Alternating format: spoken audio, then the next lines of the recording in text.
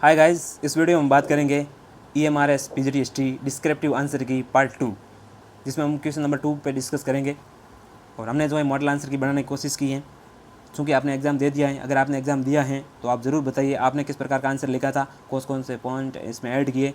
तो let's see, देखते हैं किस प्रकार हमने जो आंसर लिखने की कोशिश की है। तो ये EMRS TA2 PGT history descriptive answer key question number 2, इसका पार्ट ए है, how central was the role of the emperor in Japan after the Meiji resolutions. तो मेजी पुनः स्थापना के बाद जापान में सम्राट की भूमिका कितनी महत्वपूर्ण थी। तो हमने इस पर कुछ लिखने की कोशिश की है और इस प्रकार से जो हमने आंसर लिखा है कि 1868 की मेजी पुनः स्थापना ने जापान के इतिहास को पूरी तरह बदल दिया। इसमें सम्राट की भूमिका अत्यंत केंद्रीय, सेंट्रल और प्रभावी हो गई।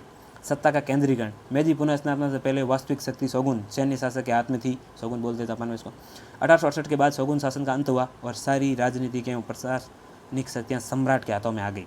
तो इसमें हमने एक पॉइंट में जो सत्ता के केंद्रीकरण के रूप में डाला, आप इसको फ्लो चार्ट या डायग्राम के रूप में भी डाल सकते हो। हमने यहाँ जस्ट जो है हिस्ट्री के हिसाब से डिस्क्रिप्टिव लिखने की कोशिश की, आप इसको पॉइंट को अपने हिसाब से एडजस्ट कर सकते हो। और हमने एटलीस्ट लिखना क्या, वो कंटेंट हमने देने की कोशिश की है। दूसरा है कि राष्ट्रीय एकता का प्रतीक, दूसरा पॉइंट हमने इस प्रकार डाला।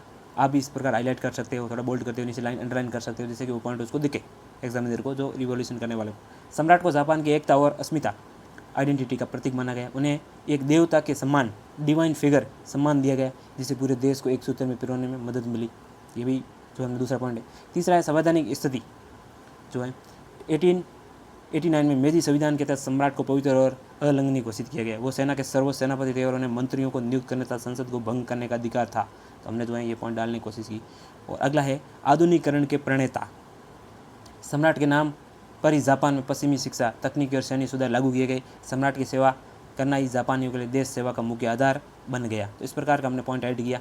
तो ये जो आप भी जो इस क्वेश्चन में आपने क्या लिखा था और किस प्रकार के आप पॉइंट ऐड किए, अगर आपने एग्जाम दिया है तो अगर आप ये एग्जाम देते तो किस प्रकार इसको जो है टैकल करते, क्या क्या आपके कीवर्ड रहते हैं, क्या जो है आपके यहाँ कीवर्ड या फिर जो पॉइंट रहते हैं, आप जो है कमेंट बॉक्स में ज़रूर बताइएगा। और अगर यही क्वेश्चन KVS या NVS PGT जो आगे होने वाला है 29 को, उस पर होता तो आप किस प्रकार इसका आंसर लिखते हैं। तो इधर इसी क्वेश्चन 2 का जो पार्ट 2 है उसमें हम बात कर रहे हैं बी पार्ट पे, कि how did the goal of industrial modernization bring about the expansion of Japan empire. औद्योगिक आधुनिकीकरण का लक्ष्य जापानी साम्राज्य के विस्तार में किस प्रकार सहायक हुआ।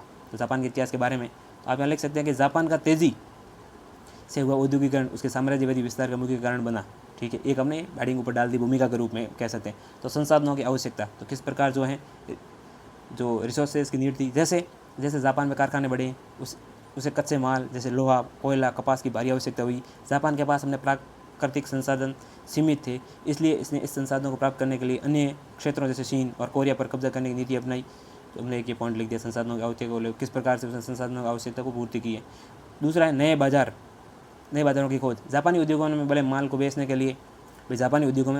बेचने के लिए नए बाज़ारों की ज़रूरत थी। साम्राज्य विस्तार ने जापान को अपनी वस्तुओं के लिए सुरक्षित बाजार उपलब्ध करवा दिए। तो यही है जो कॉलोनाइजेशन हर जगह हुआ है, ऐसा है नहीं कि भारत नहीं है, जो ब्रिटेन ने यही भारत में किया। ये सब देशों ने जो है, अगर सत्ता को विस्तार करना है तो ये चीज़ें करनी पड़ेगी। प्राचीन काल से चलती आ रही है और आधुनिक काल तक चली। सैन्य शक्ति का विस्तार जो है अगला पॉइंट है कि सैन्य शक्ति का विस्तार किस प्रकार किया जापान। सैन्य शक्ति का विकास, औद्योगिकरण ने जापान को आधुनिक हथियार, युद्धपोत, रेलवे नेटवर्क बनाने की क्षमता दी। फुकोफू कोहिएयू यानी धनी देश है मजबूत देश के नारे ने सैन्य विस्तार को एक नारा था जापानी जो है साम्राज्य में। सैन्य विस्तार सीधे औद्योगिक प्रगति को जोड़ दिया। अगला है जनसंख्या का दबाव, तेजी से बढ़ती हुई आबादी को बचाने और रोजगार देने के लिए भी नए क्षेत्रों की आवश्यकता महसूस की गई, जिससे औद्योगिक विस्तार को बढ़ावा दिया। तो कुल मिला के ऐसे हमने जो है पॉइंट इसमें ऐड करने की कोशिश की है। ये पार्ट 2 हमारा था। इसी प्रकार हम आगे जो है पार्ट 3 पार्ट 4 भी लेके आते रहेंगे। आप कमेंट बॉक्स में कमेंट करके ज़रूर बताइए अगर आपने एग्ज़ाम दिया तो किस प्रकार इसको टैकल किया, और अगर आप KVS NVS PGT देने वाले हैं तो अगर ऐसे क्वेश्चन आएगा आप किस प्रकार हैंडल करेंगे, क्योंकि दोनों का EMRS और KVS NVS का पैटर्न बिल्कुल सेम है, सिलेबस बिल्कुल सेम है। तो ऐसा ही क्वेश्चन वहाँ देखने को मिलेगा।